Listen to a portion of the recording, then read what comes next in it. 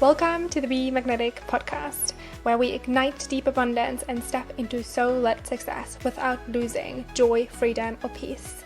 This is for the woman who is bored, disconnected, and exhausted trying to win a game she doesn't want to play anymore.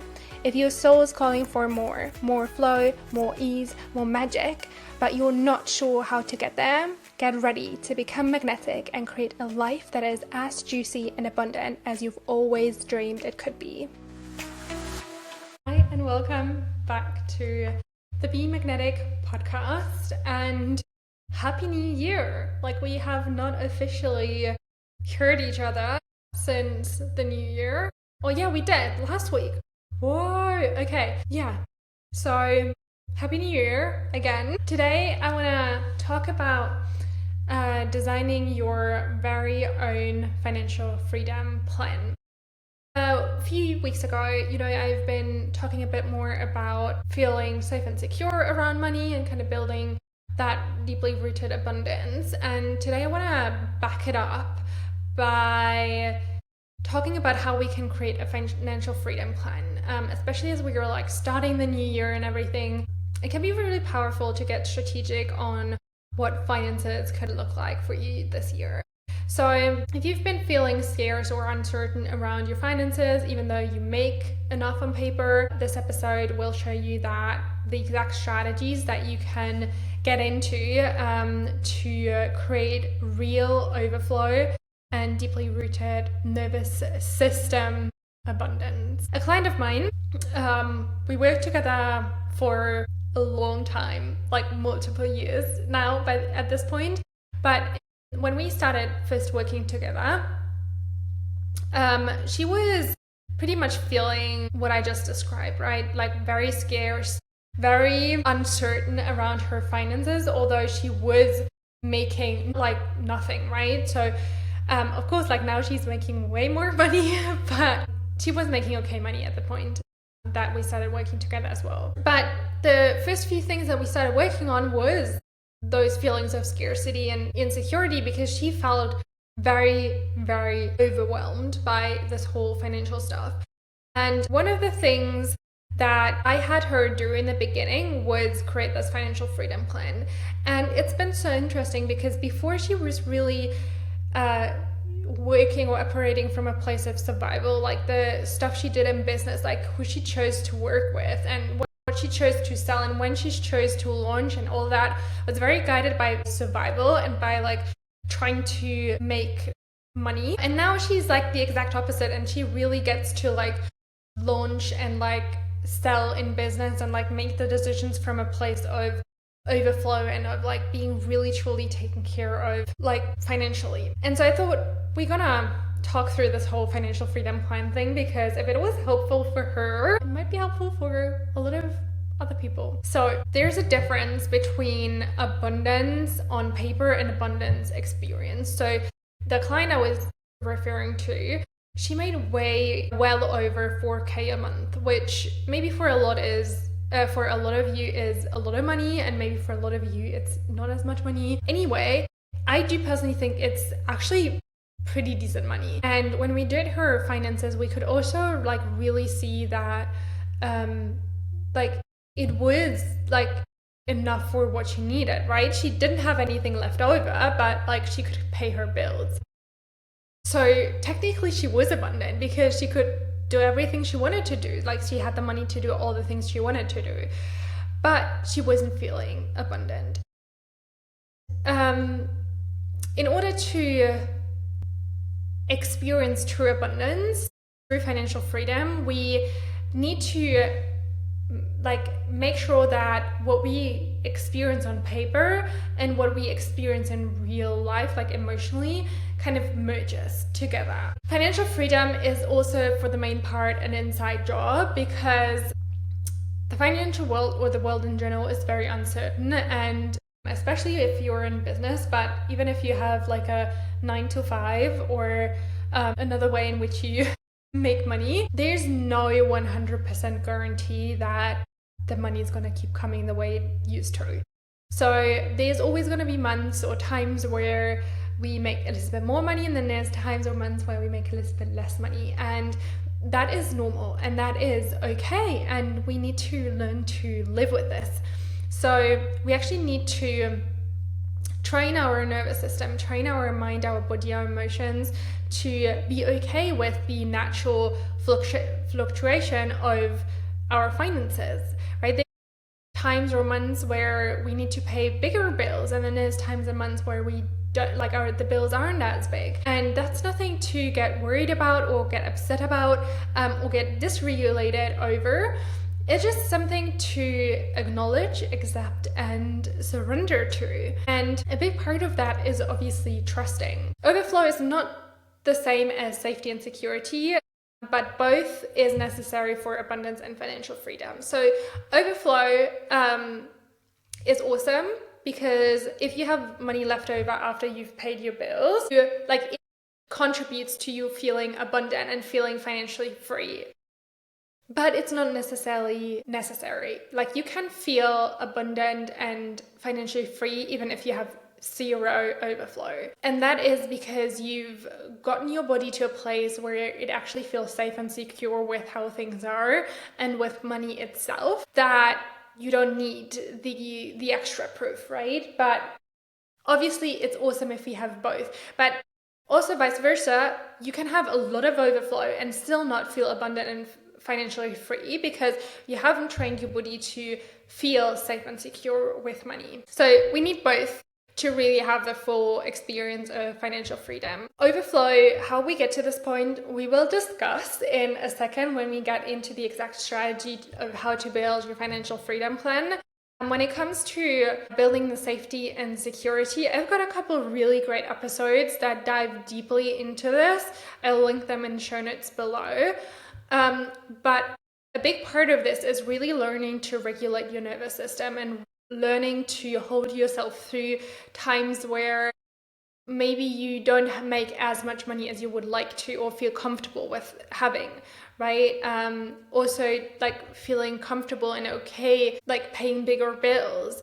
So it's more like really regulating your nervous system and like holding yourself, like your emotions, through these ups and downs, and not making it mean something that it doesn't mean, but really like just acknowledging it as what it is, and like just knowing that you're okay, you're safe, you're secure, you're fine, you'll survive this, and you're good, and like all that stuff. But yeah, like I said, incredible other episodes you can dive into if you want to expand on this, because obviously we want to get into building the financial freedom plan today. One more thing though, before we get into that, financial freedom needs both mindset and strategy. So you will need to apply the strategic pieces that we discussed in today's episode, but you'll also have to, like I just said, do the mindset work, do the nervous system regulation. So I just wanted to say that so that no one goes implementing this stuff and like wondering why it's not working and why it's not like creating the safety and security that we would like to have, because this financial freedom plan is designed to help you build overflow. It's not necessarily designed to, or it's not like directly helping you build safety and security. That is a different part of work. That's where we need to do the mindset work and the nervous system regulation stuff. And again, I have incredible episodes on these topics, but yeah, we need to do both. Okay, so let's tap into building the financial freedom plan. Okay, it's actually really simple. The first thing is that you want to do, and I know this is probably the most uncomfortable for most people, you want to get clear on your expenses and your income. So you want to really make this list of how much are you spending every month, every week, every day. I mean, for me personally, and what I recommend to my clients is doing it on a monthly basis. But whatever works for you, right? But you want to stay consistent with it. So if you choose to do it on a daily basis, stick with it on a daily basis and don't like switch around too much. So you want to get clear on how much you are spending every single month on like recurring expenses. And you want to also get clear obviously on how much you're making on recurring expenses. And for the purpose of the financial freedom plan, we only work with fixed expenses. So you can calculate if you are someone who has a lot of like variable expenses, so expenses that aren't necessarily coming in every month, but rather like you purchase a lot of like stuff off the bat, right? You can calculate like an average budget for that as well, and you can say like, okay, I have, I don't know, like 1K a month one-off purchases or whatever is realistic for you, but we want to calculate mostly with like fixed expenses and fixed income. So we want to get clear on like what are we spending every single month over and over again, basically. And with the income, it's the same, right? We want to calculate with the income that we most certainly know we get, right? We don't want to.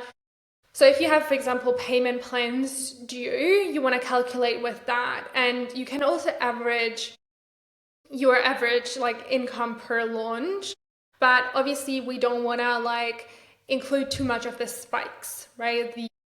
So if you, for example, you get an average like 10K through payment plans, and that's pretty stable, and when one payment plan ends, then another comes in or something like that, so you can you average more or less there, and then you get like an extra 2K every month through like one-off sales, but that also kind of averages there, so you know that when like one client doesn't purchase a one-off thing, then another one does. So your average income, which is pretty consistent, is this. And usually the actual income is probably most of the time a little bit higher, but we want to go with the more like secure kind of number.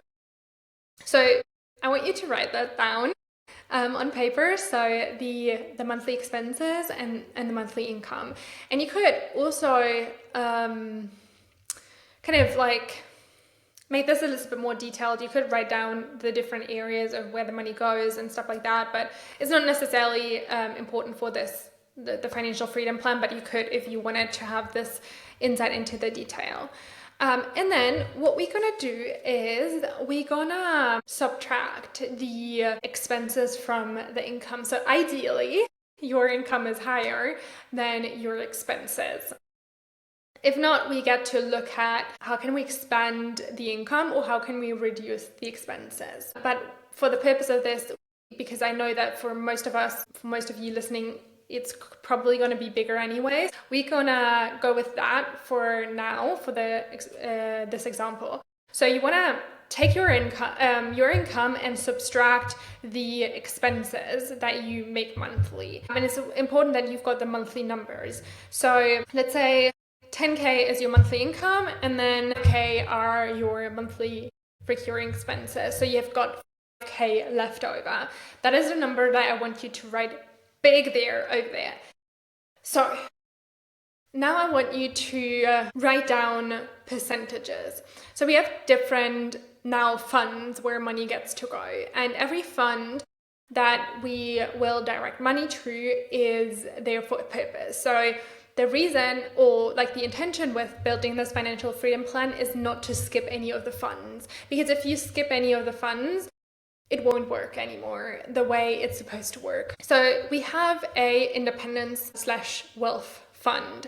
So that is a fund that you send money to just for the purpose of accumulating money.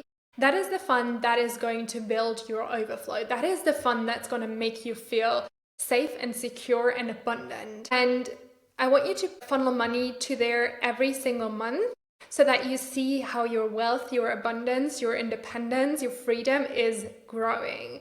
And we channel money there not for the purpose of spending it anytime ever. We just put their money there so that we can build our wealth, basically. I think that's clear. And I want you to channel 30 to 50% of what is left over to the wealth fund.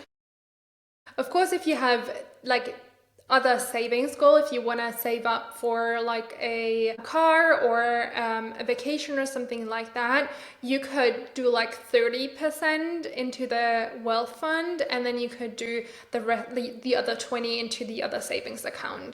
But you want to make sure that you put at least 30% every single month of what is left over towards the wealth. So you can see your money build every single month.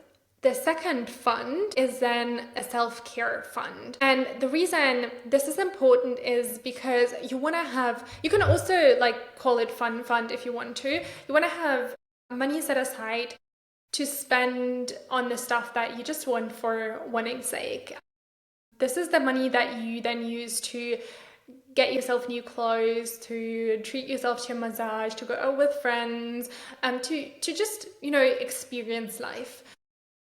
And you can, yourself best how much you, in average, need on this. So you can just like either have a fixed number or a percentage that you kind of direct from that. But it's important that it doesn't take away from your wealth fund, right? So it can't be bigger than 70% of what is left over, basically. And then you want to have like donation fund as well, or a donation amount, which again is something that you give to other people, and that, again, it can be really like, you can donate 5 years if you want to. Like, there's no fixed number on how much you should donate, but you should like give back some of the money for a good cause that's not self-serving.